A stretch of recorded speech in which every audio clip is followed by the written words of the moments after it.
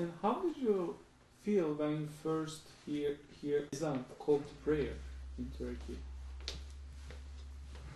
After a few days of hearing it, I could recognize that it was the same thing each time. That made me feel a little more confident. I was like, okay, that's the same thing. Still don't know what they're saying, but they're saying the same thing every day. And it, yeah, it was an interesting way to wake up, because usually we could hear the first one of the morning, right? Because we would hear that, and it was an interesting sort of community feeling that everyone heard that. And how is this of like seeing people going to mosque together, and when you visit mosque, what's your feelings about it? It changed gradually as I visited a few mosques. I became more comfortable just being there myself. Initially, I was so uncomfortable, felt so out of place myself, that I wasn't really watching the other people so much. But after I visited a few mosques, I could watch the people and see how integrated the prayer schedule is into their lives. That people were clearly just stopping by for a few minutes and integrating this completely into the cycle of their lives. And I thought that was very enlightening to see. Mm-hmm. And Professor, how did your view of Islam change before and following the trip? I think I am able to look at the history of Islam and the various empires and kingdoms that have developed over the centuries. I think I'm able to look at them with a little better perspective. I learned so much history of, say, the Ottoman Empire, visiting the palace in Istanbul, that history that was completely unknown to me previously, because I deal almost exclusively in ancient history. And I think that I'm able to look at those historical political entities with a broader perspective, instead of focusing on Arabia and the origins of Islam, and looking at the whole Islamic world in a broader view. And do you think that this view is the picture presented in the current media? Yeah, I think one of the things that Americans don't get is that Islam is not just Arabic, that Islam is in other countries outside of the Arabic-speaking world. And I think that's a very valuable change of perspective for people to learn. And do you have any memories that you want to share regarding your trip? I have a lot of memories that are really, really amazing. One of the things that I told people, I'm a Latin professor primarily, and I had not thought about my Roman poets that I read being in Turkey until I was in Ephesus, and I thought about, for example, the Roman poet Catullus, who visited the area of Turkey and would have visited rather like we did as a tourist, because to him they were the famous cities of Asia, right? And the Hellenistic Greek cities that he was so fascinated with.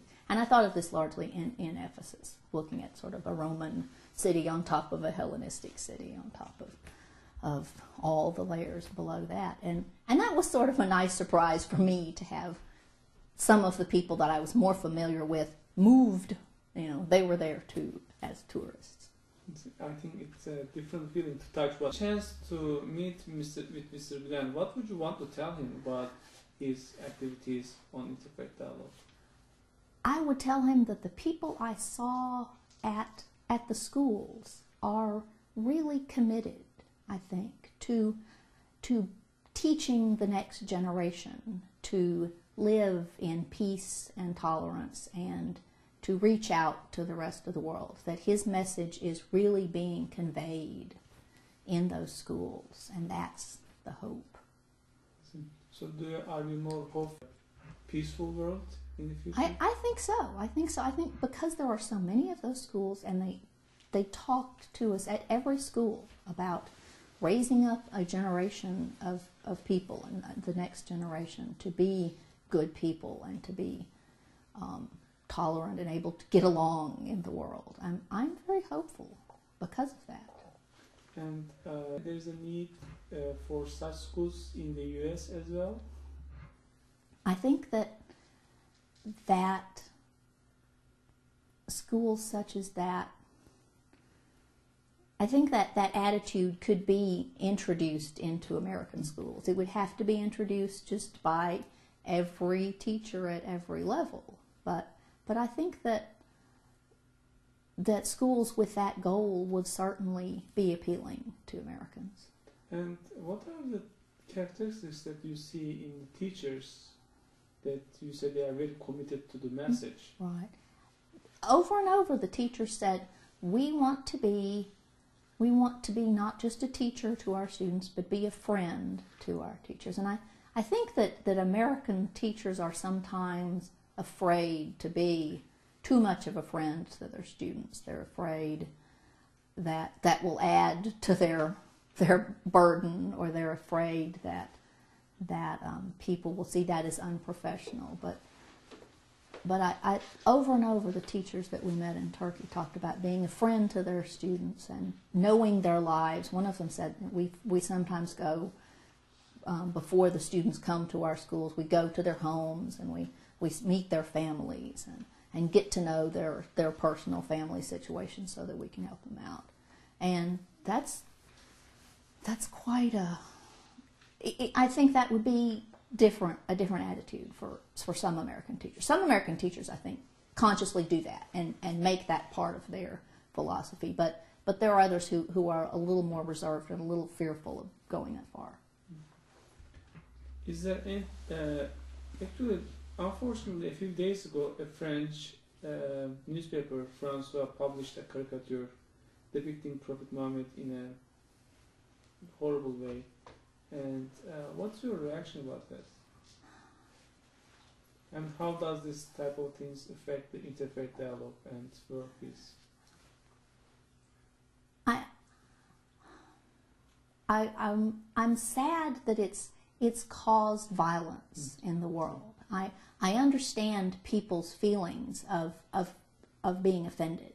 I mean, I understand that there are cultural differences that Westerners or non-Muslims don't understand, just the depiction alone being offensive. But I'm sad that people have not felt able to work out their frustrations and their unhappiness by talking. That what started as words is reacted to with violence. I mean, that's given that violence cannot be justified by any means. Right. I mean, do you think that this type of journalism may help for a better peaceful world? You know, I'm not even in a position to talk about the cartoon, having not seen it, because one of my concerns has always been people discussing books or articles or stories that they have not themselves personally seen or read. Right? That frequently people condemn books they haven't read. So I am not even willing to make a judgment about the cartoon itself, having not seen it. I don't feel that I am even qualified to comment on the cartoon itself. To share with us beyond these questions? I just want to reiterate my gratitude to the IED and the sponsors here and in Turkey and everywhere who are willing to sponsor these events and to put themselves out for all of these complete strangers to learn about their country. I'd like to thank all of those people that are so generous with their own resources for that. Thank you very much. And thank you.